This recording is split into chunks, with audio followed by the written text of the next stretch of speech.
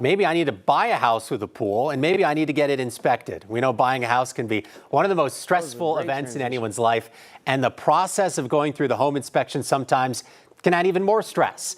So to help us reduce that stress, we're joined by Jason Adams, the owner of HomeTeam Inspection Service, to talk about home inspections. Thanks so much for being here today. Thanks, Evan. Thanks for having me. We talk about that stress level. This is a really important part of buying a home. Could you talk about why that inspection is so critical?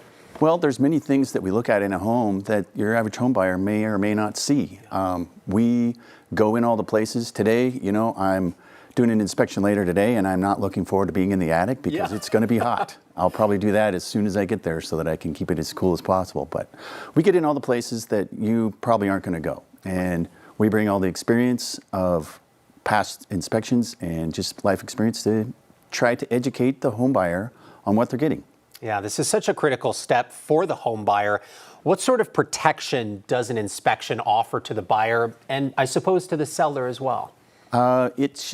It really gives them the protection of knowing what they're getting. Yeah. I'm not there to tell somebody whether or not to buy a home. I'm there to tell them exactly what they're buying. They work with their agent to decide whether or not that home is for them. And so, like I said, we provide them with the information and look into the places they may not. Yeah, that makes sense. You talked about climbing into that attic later today. What are some of the lesser known jobs that you have to do or places you have to go while inspecting a home? Attics, crawl spaces. If a home has a crawl space, there's a lot of plumbing and electrical in there that you don't see because it's all hidden. And so that's one of the places where, I'm going to go down with all the spiders. You don't have to. I bet. All right. I have to ask you, what's the craziest thing you've seen while doing an inspection? Probably I was inspecting a home for a buyer that was for their 1-year warranty inspection. So we inspected about 11 months so that they can get those items taken care of by their builder.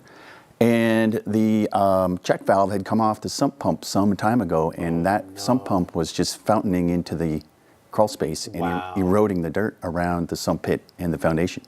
The builder did a good job of repairing it, but if I hadn't gone down there, she would have never known. Perfect example of a place that the average person isn't going in their home, but you'll go there. Yes, absolutely. It's been about 6 years since we bought our house. I was mentioning to you during the break how fascinating it was to watch the inspection process go through. When we talk about home inspections, have they changed much over time, or are they pretty standard from decade to decade? Home inspections back in the day started with people who were familiar with construction, and then slowly but surely over the years, we've gotten more professional education involved. And so we have now 2 educating agencies that really help fill in the gaps for home inspections. Yeah.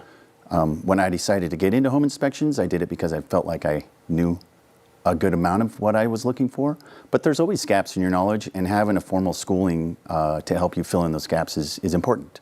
Yeah. And a lot of good home inspectors around the state do that, and they belong to these different entities, and it just helps us do a good job. Yeah, well, I'm sure you're always learning something new, and Absolutely. I certainly learned some new stuff today as well. So thank you so much for coming on and sharing your expertise with us. Yes, thanks, Evan. Absolutely, we appreciate it. Yeah.